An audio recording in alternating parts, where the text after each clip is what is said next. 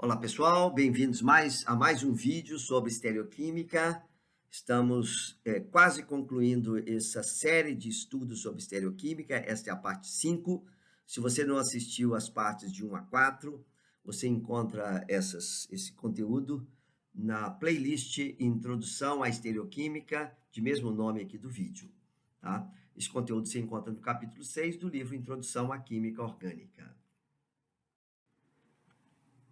Nós vimos anteriormente o conceito de quiralidade, o equipamento utilizado, ou seja, o polarímetro para medir rotação específica, vimos os conceitos de enantiômero, de asteroisômero, tratamos de projeções de Fischer, regras de Kahn-Gold Prelog para designação de configuração absoluta, vimos muita coisa sobre estereoquímica nos vídeos anteriores.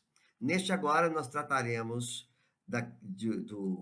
do estudo, da definição do que é um racemato, com um pouco mais de detalhes, e falaremos também sobre excesso enantiomérico, como medir, e o conceito, né, de excesso enantiomérico, e vamos tratar de estereoisômeros com 2 centros de quiralidade. Vamos mostrar como fazer as representações e as consequências da existência de 2 centros de quiralidade no composto. Eu vou voltar e falar um pouquinho mais sobre o racemato, que nós vimos como que a gente especifica o nome, né, de um composto que tem um centro assimétrico, tá? Usando a nomenclatura RS, o sistema, né, RS, e vamos ver como é que a gente faz, como é que a IUPAC recomenda esse tipo de simbolismo para racemato.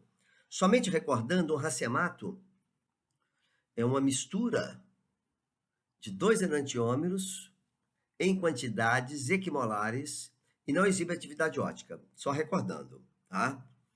Então, o nome químico ou a fórmula de um racemato é distinguido daqueles 12 enantiômeros pelo prefixo mais menos. Se você tem um enantiômero destrógeno, você usa o símbolo mais na frente. Se é o levógeno, é menos. Se for um racemato, é mais menos. Ou o termo RAC ou RACEM, ou pelos símbolos RS e SR. O prefixo RAC indica a configuração da molécula inteira. Vamos ilustrar. Você tem esse composto que tem 2 centros assimétricos.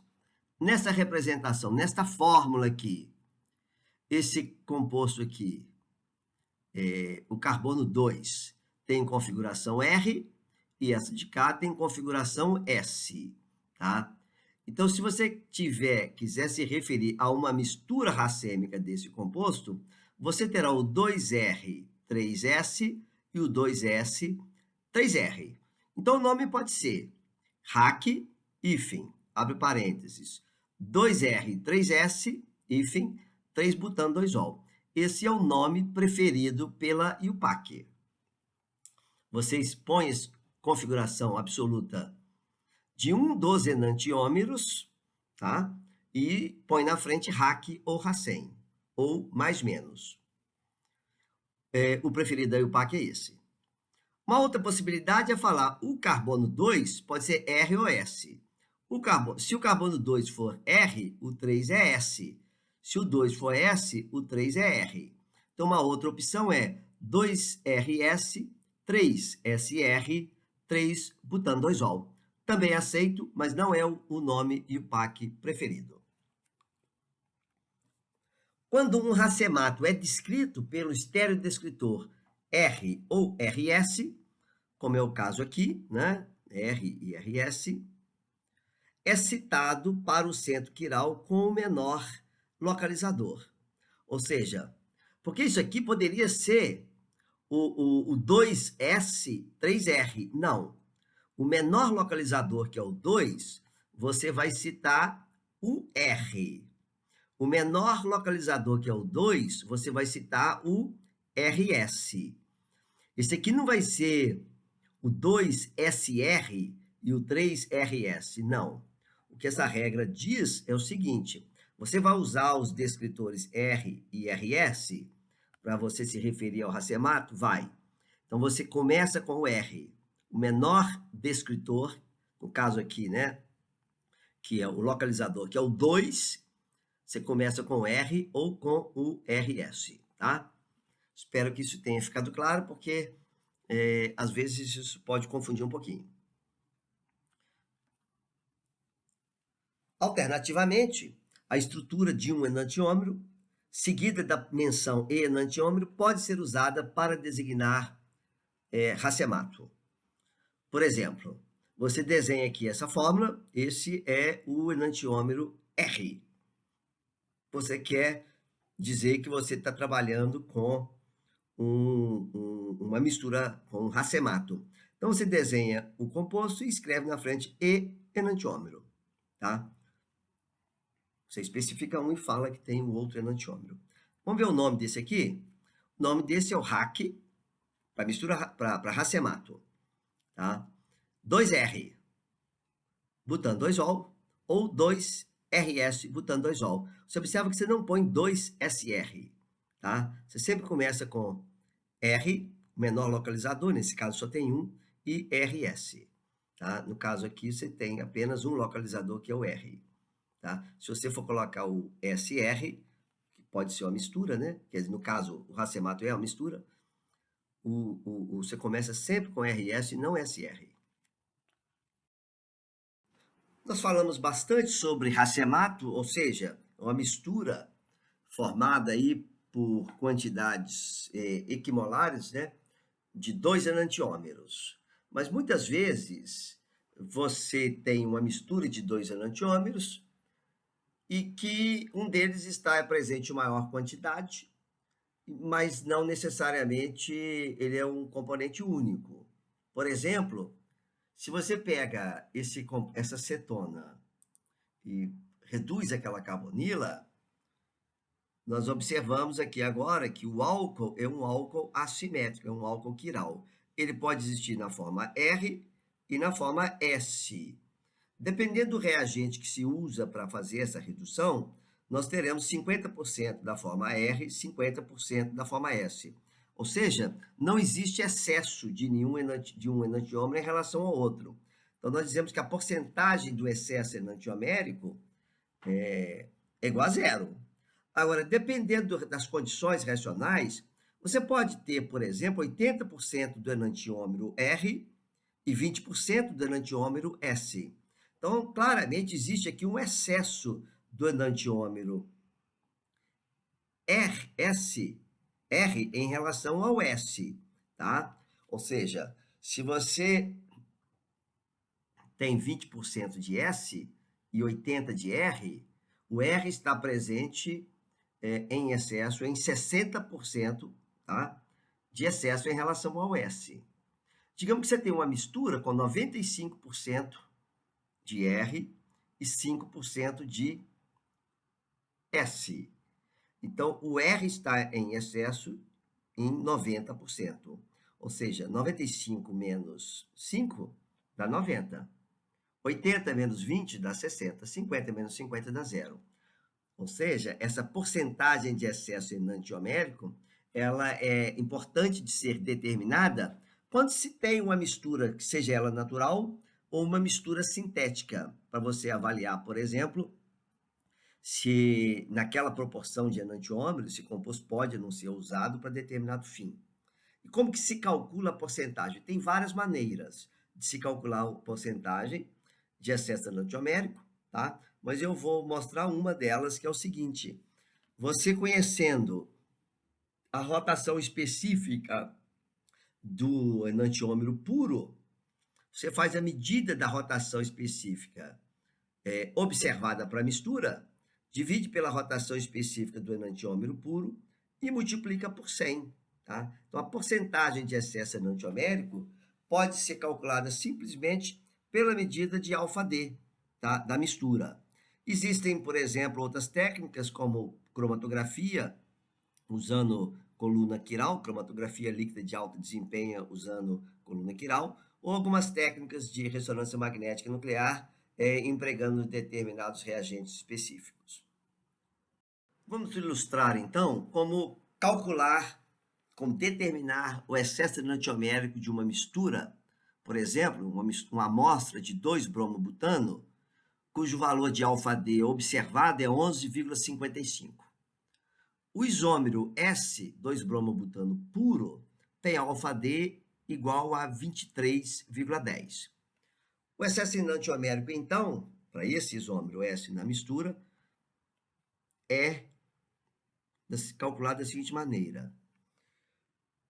Você divide o 11,55 por 23,10, multiplica por 100, você tem um excesso enantiomérico igual a 50%. O que isso significa? Significa que 50% da mistura está na forma S. E os outros 50% da mistura, metade é R, 25% de R e 25% de S. Então, aqui, olha, metade da mistura é 1:1 de R e S. A outra metade é simplesmente o S puro. De modo que, na mistura como um todo, o que você tem? 75% de S e 25% de R. 75 menos 25 dá um excesso de 50, tá? Então, a mistura que tem esse valor de alfa-D 11,55, ela é constituída de 25% do isômero R e 75% do isômero S. Essa é uma medida muito importante, tá? E ela pode ser facilmente feita simplesmente determinando-se os valores de alfa-D. Mais sobre esse tema que é muito rico, nós trataremos em outros vídeos. Aqui foi apenas uma pequena introdução para mostrar para vocês um conceito e vocês encontrarão esse simbolismo, porcentagem de EE, em vários artigos, livros. Então já fica aqui o conceito definido para vocês. Bom, vamos tratar agora de estereoisômeros com mais de um centro de quiralidade. Se tem um centro de quiralidade apenas, nós vimos que a configuração absoluta é ou R ou S. Então, você tem dois enantiômeros, você tem um par de estereoisômeros. A regra geral, para você saber quantos estereoisômeros um composto terá, é 2 elevado a n. Esse é o número máximo, que pode ser menos, máximo. Então, se tem n igual a 1, nos exemplos que nós demos anteriormente, 2 elevado a 1, 2. Um é o R, outro é o S. Aqui nós temos um exemplo em que esse composto tem dois centros assimétricos. Então, n é igual a 2. Portanto, serão no máximo 2 estereoisômeros. Observe que eu estou dizendo no máximo, porque nós vamos ilustrar casos em que o composto tem um plano de simetria, embora tenha 2 carbonos assimétricos, se existir um plano de simetria, o número de estereoisômeros será menor que o número máximo. Esse caso, por exemplo, a ribose, que nós já mencionamos anteriormente, ela tem 3 centros de quiralidade, então 2 elevado a 3 dá 8. Então a ribose terá 8 estereoisômeros. Neste caso, não existe possibilidade de simetria, portanto, o número de estereoisômeros é de fato 8. Vamos agora analisar com um pouco mais de detalhes o 2-bromo, 3-clorobutano, que nós vimos tem 2 centros de quiralidade, portanto, o número máximo de isômeros que nós mencionamos pela regra, 2 elevado a n, 2 elevado a 2 dá 4. Vamos ver se ele tem de fato 4. Você tem esse estereoisômero aqui, tá? Os 2 carbonos assimétricos são esses dois. Você desenha aqui a imagem especular, tá? Cloro é o reflexo do cloro, bromo é o reflexo do bromo. Então, você tem aqui um par de enantiômeros. Tá certo? Aqui a configuração absoluta é o S, esse é o R. essa configuração é o R, então esse é o S.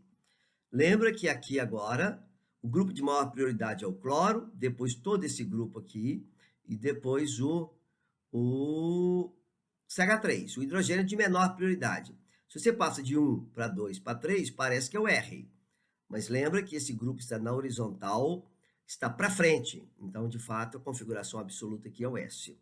Então, se um enantiômero tem configuração SR, tá? A imagem especular dele será RS, muito fácil. Observa esse aqui agora. Esse é o mesmo em que a configuração do cloro permanece como no primeiro caso, tá? Agora, o bromo, ela está invertida, tá? Como no segundo caso. Esse composto aqui, ele não é imagem especular de nenhum desses dois anteriores. Um é enantiômero de 2. Agora, 3 não é imagem especular. Isômeros óticos que não são imagens especulares entre si são denominados diastereoisômeros. Então, aparece esse termo, diastereoisômero. Então, 3 é diastereoisômero de 2, 3 é diastereoisômero de 1. Esse carbono tem a mesma configuração que 1, portanto, ele tem configuração S. Esse carbono também tem a mesma configuração absoluta deste carbono no composto 2, também tem configuração S. Tá? Destaco aqui que não são imagens especulares. Agora você tem a imagem especular do 3, tá? Imagem especular do 3 é o composto 4. Então, esse é o S, que eu já havia falado, a mesma configuração desse carbono. Esse aqui também é o S, que é a mesma configuração deste carbono. Você observa que uma vez feito um composto, para fazer os demais, você não precisa ficar determinando ordem de prioridade, nada disso mais. Você faz por comparação com o primeiro. Então, se esse é SS, esse será RR, tá? Então, aqui, de fato, nós temos 4 compostos diferentes. 1 e 2 são enantiômeros, 3 e 4 são enantiômeros. E diastereoisômero. 1 é diástero de 4, 1 é de 3, 2 é diastereoisômero de 3 e 2 é diastereoisômero de 4. N é igual a 2 e nós temos 4 estereoisômeros. Conforme previsto pela regra, nesse caso, o número máximo é exatamente igual ao número de estereoisômeros que nós temos para este composto. Vamos dar mais um exemplo agora de um composto com 2 centros assimétricos. Esse aqui é o ácido tartárico, o composto que o Pasteur estudou. Tá? Você tem aqui um centro assimétrico e tem um segundo centro assimétrico. Colocando aqui um espelho, você tem a imagem especular.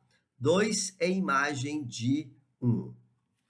Observe o seguinte, se você gira esse composto de 180 graus, e na projeção de Fischer, esse movimento, essa operação, ela é permitida, todos os grupos que estão na horizontal permanecem na horizontal, todos que estão na vertical permanecem na vertical, portanto, girar de 180 graus é uma operação permitida pela projeção de Fischer.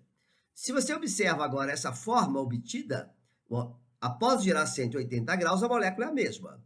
Então, a hidroxila que estava à esquerda passa a ficar à direita.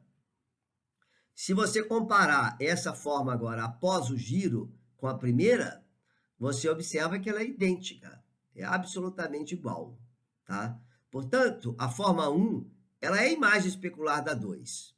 Mas, apesar disso, elas são exatamente iguais. Então, nós não temos 2 estereoisômeros aqui. Temos apenas um estereoisômero. Então, quando um estereoisômero, que tem mais de um centro assimétrico, é igual à sua própria imagem, isso somente vai acontecer quando existe um plano de simetria. Se você observar, passar aqui um plano aqui, pelo meio aqui, olha, você vai ver que a parte de cima é o reflexo da parte de baixo. Essa parte superior é o reflexo desta.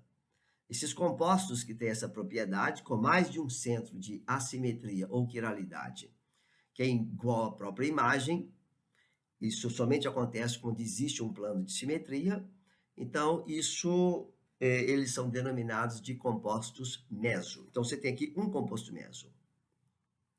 Agora observa que você tem agora um outro estereoisômero. Eu mantive aqui a posição dessa hidroxila, tá? Em relação ao composto 2, essa fórmula 2, e essa de cima está trocada. Então, 2 e 3 são diastereoisômeros. Aqui eu tenho a imagem especular de 4.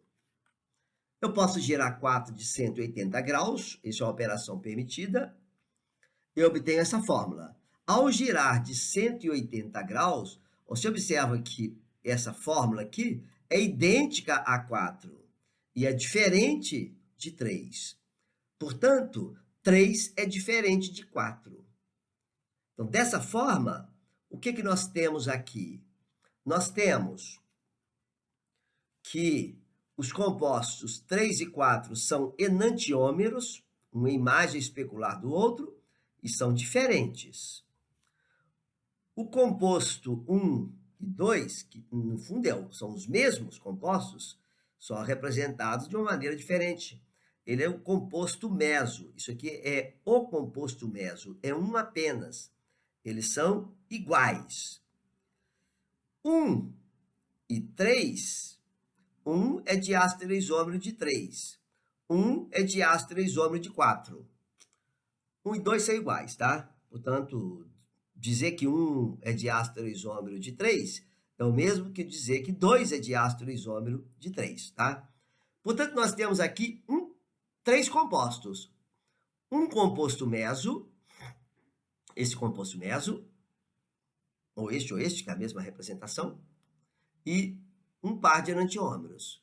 A regra 2 elevado a n te fornece o número máximo. Quando que eu não terei o número máximo de enantiômeros, de estereoisômeros? Quando existir uma simetria numa das formas e, com isso, nós teremos o composto meso. Daí o número de estereoisômeros será menor do que o máximo. Mais alguns exemplos de composto meso, tá? Só chamando a atenção para ficar bem claro esse conceito. Composto meso contém carbonos assimétricos. Eu estou falando muito de carbono, mas isso vai existir para outras situações. Mas no nosso caso, o nosso foco são os compostos de carbono.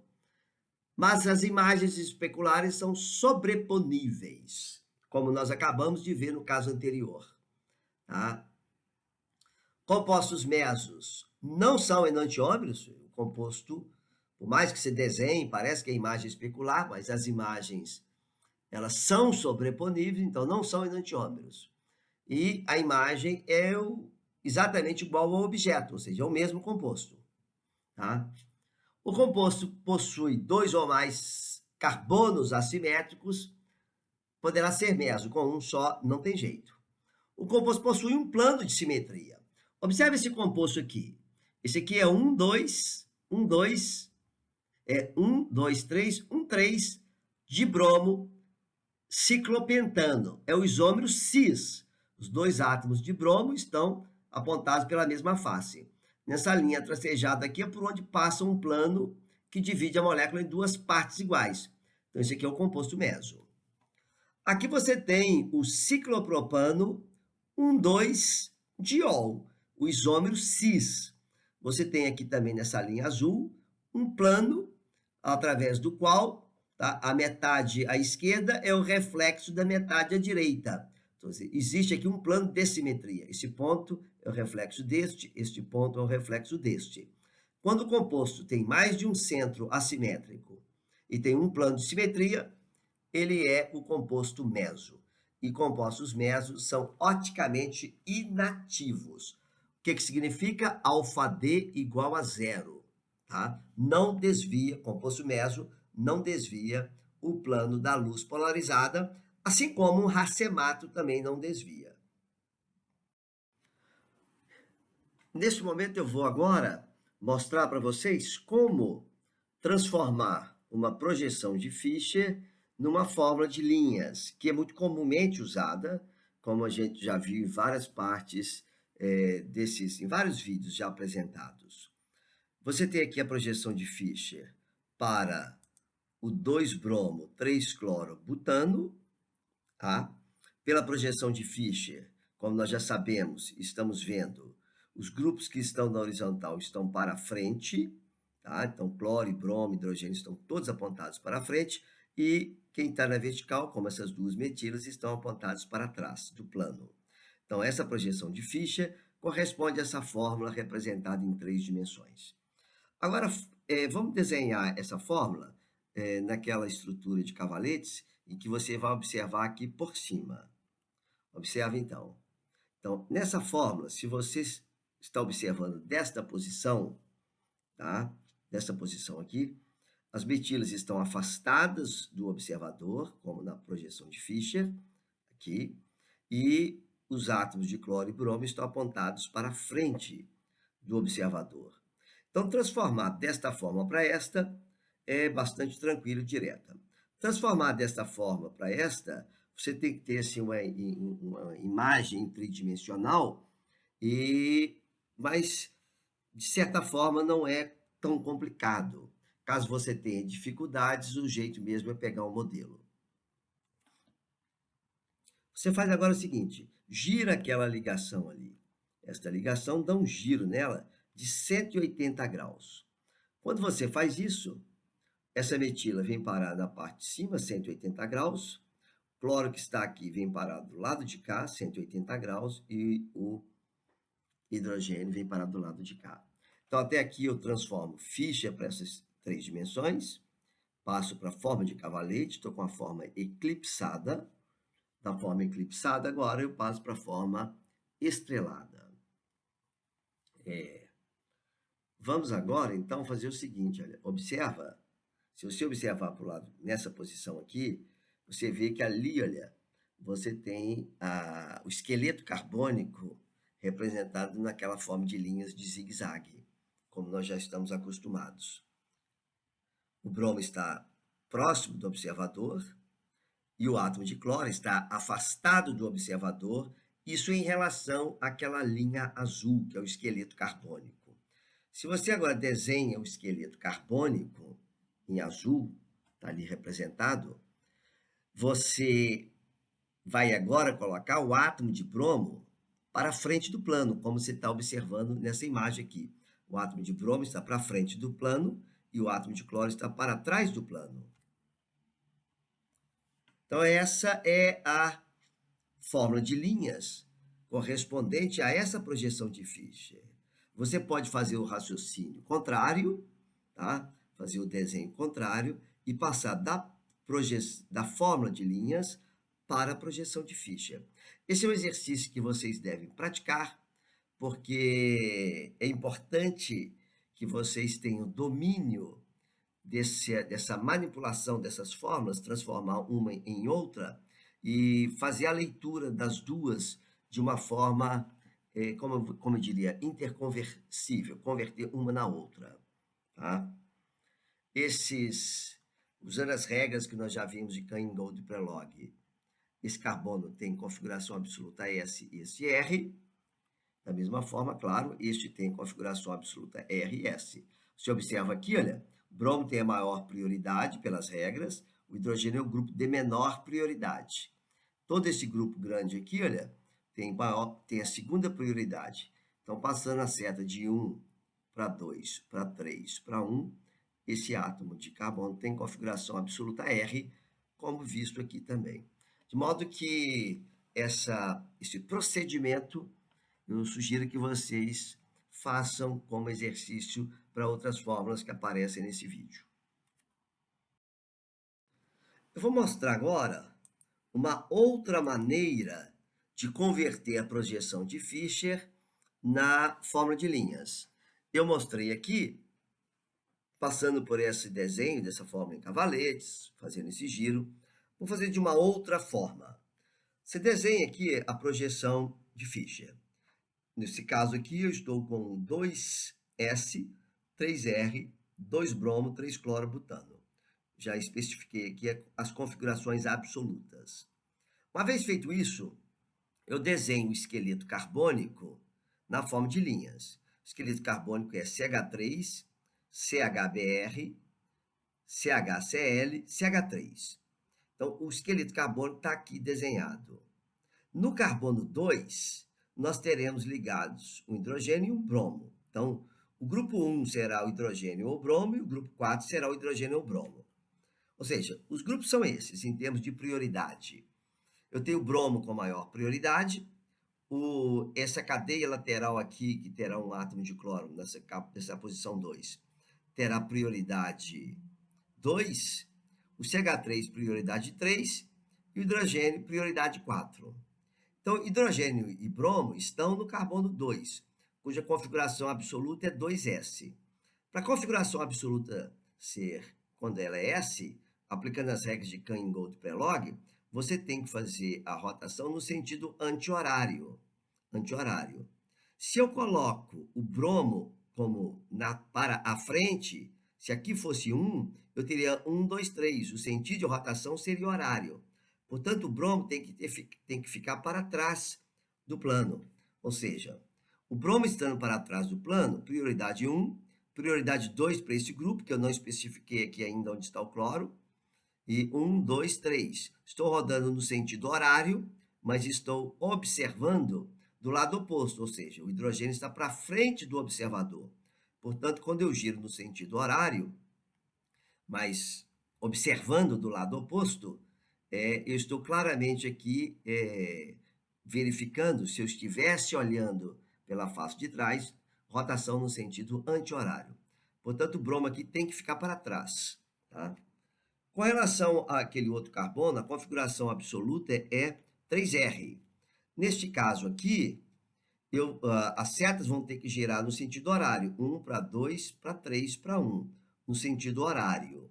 Os grupos ligados aqui serão o cloro, que vai ter maior prioridade, o CHBr,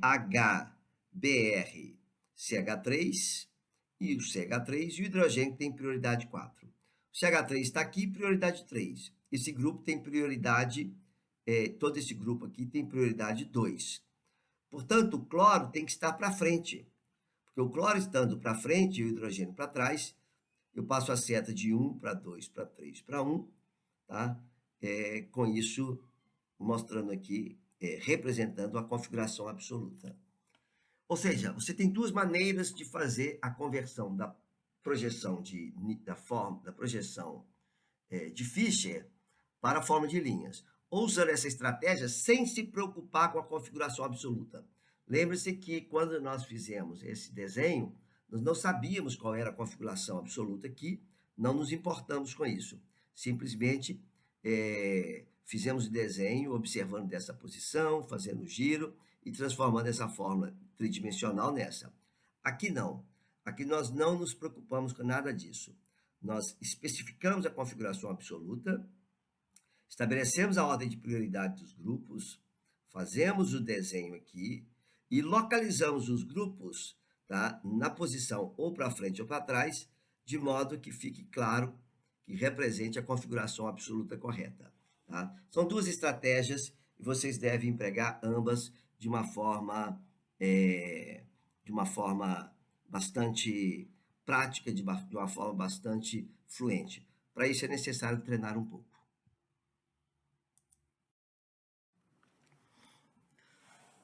Falaremos agora de uma outra designação estereoquímica que é bastante comum, que é a convenção de Fischer-Rosanov, que é conhecida como designação DL. Ela é muito utilizada na nomenclatura de carboidratos e aminoácidos. Nessa convenção de Fischer-Rosanov, nós desenhamos a projeção de Fischer, aqui está a projeção de Fischer, tá? Esse composto é chamado de gliceraldeído. Ao representar a projeção de Fischer, se essa hidroxila, no caso de carboidratos, tá? Que é a hidroxila, a última hidroxila aqui, perto da extremidade, tá? Tiver, no caso aqui é o gliceraldeído, né? Quando ela está apontada para a direita, nós usamos a letra D na frente, esse é o D-gliceraldeído. Essa é uma especificação muito antiga, tá? E por uma questão histórica, foi estabelecido, por uma questão pura e simplesmente histórica, que o gliceraldeído, que era destrógeno, tinha essa hidroxila virada para a direita. Mas isso não existe nenhuma relação entre o composto ser o isômero D e ele ser destrógeno. Não, não existe isso. Essa especificação foi feita de forma arbitrária no início, mas o D aqui é direita e o L é esquerda. A imagem especular no gliceraldeído, obviamente que a hidroxila estará para a esquerda, estando para a esquerda, você tem o L-gliceraldeído. Essa letrinha aqui é uma letrinha um pouquinho menor, né? Não é uma letra L maiúscula, é uma aqui, aquela letra versalete, né? Minúscula versalete. Ela é um pouquinho menor do que a maiúscula, tá? Observe, esse aqui é o G maiúsculo, esse é o D, é o G maiúsculo, esse aqui é o D, um pouquinho menor. A gente não vai usar a letra D maiúscula aqui, não vai ficar grandão, é um pouquinho menor, tá? Fonte um pouquinho menor. Claro, se o D-gliceraldeído tem o alfa-D de 8,7, o L-gliceraldeído tem o alfa-D menos 8,7. No caso de aminoácidos, nós veremos aqui, nós teremos hidroxila, grupo amino, e ele vai ficar, se o grupo amino estiver para a direita, é o D-aminoácido, se estiver para a esquerda, é o L-aminoácido. Bem, chegamos ao final deste vídeo. Foi um pouco longo, mas vimos muita coisa importante, apresentamos vários conceitos novos e espero que vocês tenham aproveitado, que tenha sido útil, que te ajude nos seus estudos e se você considera que foi bom para você, que foi útil, que você tirou proveito, nós pedimos que você compartilhe com um amigo, com um colega, com um estudante, fazer com que esse material tenha um amplo uso por todos aqueles que precisam de adquirir conhecimento sobre esse tema. Muito obrigado e não perca a parte 6, que falta alguma coisa ainda, tem novidade na parte 6, te aguardamos lá. Até a próxima, muito obrigado pela audiência.